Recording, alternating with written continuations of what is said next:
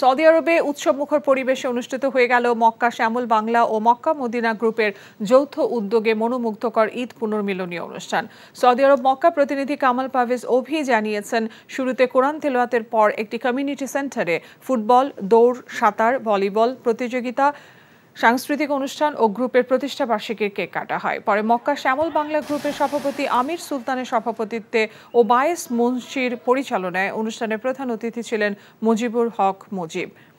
আলোচনা সভায় বক্তব্য রাখেন সহসভাপতি সাইফুল ইসলাম, সাধারণ সম্পাদক সবুজ হোসেন, সহসাধারণ সম্পাদক শামসুল হক। উপস্থিত ছিলেন কণ্ঠশিল্পী জুয়েল, আমিনুল ইসলাম, সরোয়ার ও কাউসার সহ গ্রুপের অন্যান্য নেতৃবৃন্দরা।